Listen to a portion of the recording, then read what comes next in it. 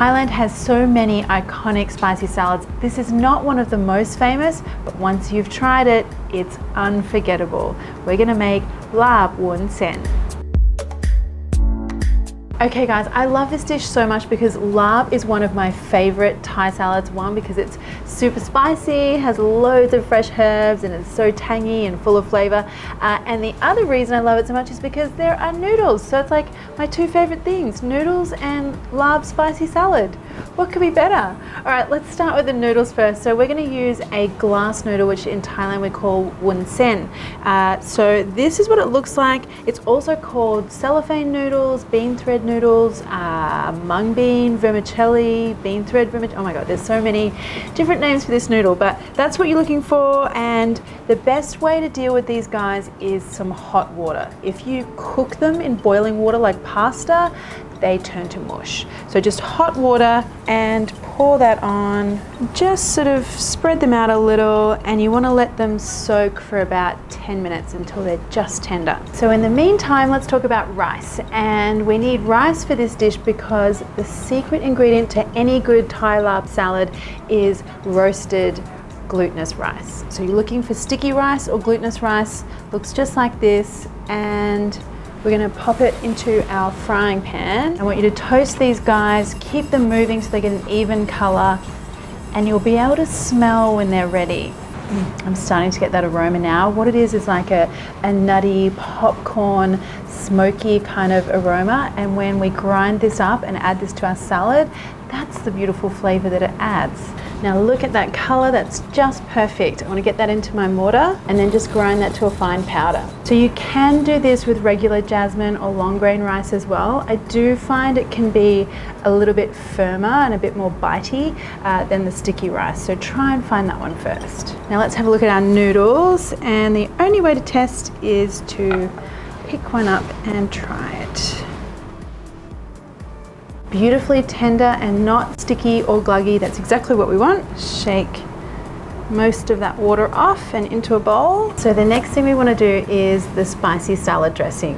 Now we're going to start off with some fish sauce and some palm sugar. So this is what palm sugar will usually look like. It comes in these very firm cakes. And then what you need to do is use your knife to shave the sugar, and that will allow it to disintegrate and dissolve more easily into that dressing.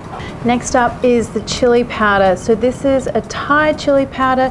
It's sort of like a little flaky, and it has seeds in there as well as the powder. What I would suggest is that if you can't get a Thai brand of chili powder, just look for a chili powder that has quite a bit of heat, but also has a little bit of those seeds and a bit of a flaky texture. This salad is traditionally really hot. I mean, the cafe that serves it down the road from my studio here in Bangkok makes it so hot, but it's so good. Obviously, you could tone the chilies down a little if you prefer. And to that, I'm going to add our roasted rice powder. And then the other thing I want is some lime juice. It's tasting so good. Salty, tangy, spicy. Love it. So this will get us started with the salad dressing. I always find with this kind of Thai salad, you do need to taste it and adjust the seasoning at the end, but this is a solid start. Now the other thing I want to do is slice up some shallots, and these are some little red, small Asian shallots. You could use French eschalots as well. They're a bit bigger, so use less of those. Actually, even some red onion would be fine too. Okay, so now we can get started on our pork.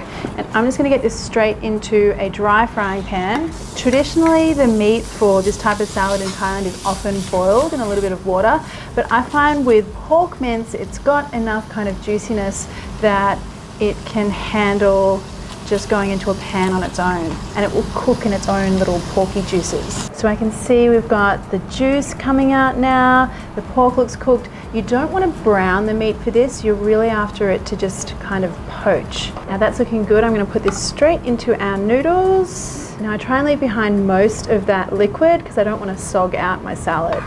Now while that pork is still warm, I want to add in my shallots. And this is just a thing that I like to do with my lab salads. I add a little bit of the dressing first, and I mix the warm pork and the warm shallots and that little bit of dressing together so that the shallots kind of lose that harsh onion flavor. Now, one of the most important things for any Thai salad is the herbs. And I'm going to use a very traditional herb for this type of salad. It's called sawtooth coriander, and it looks like this. Very different to regular coriander. You can see the leaves have that sawtooth edge, hence the name, sawtooth coriander. This will give you the most authentic flavor, I guess. It has a coriander flavor, but it's kind of stronger, a bit more medicinal. If you can't get a hold of this, and I know a lot of you won't be able to, you can use regular coriander. And for those of you who don't like coriander, you can just leave it out. And now I want some spring onion as well. And then the most important herb, which is the reason why I said if you're not a coriander lover, you can leave it out. The most important herb is mint. So you want lots of mint. Now pour over your dressing. Oh, this is my favorite part, where the noodles get stained a beautiful chili red and I can smell all those fresh herbs. Okay, now I want to test for my final seasoning here. Honestly, Thai salads, they're so magical. There is so much flavor there. It's just a huge burst of spicy and tangy and fresh and all the good things. I am going to add a little bit more chili though, because I'm me. And then I want a little bit more lime juice as well. Okay, now just pile this up onto a plate. And then to serve here in Thailand, we always have some cooling ingredients nearby to nibble on in between mouthfuls of spicy salad. So I've got some raw cabbage here, and then a few stems of spring onion. And then these are snake beans, which we often serve raw for that cooling effect. So there you go, guys. If you love spicy things, if you love noodles, if you love Thai salads, any of those things, then you are gonna wanna make this. And I am going to wanna eat it. So good. I always get so excited about noodles. If you've got any comments or questions, pop them below. And if you enjoyed the video, why not hit that subscribe button plus the little bell one, and that way you'll get notified every time I release a new video. Thanks, guys.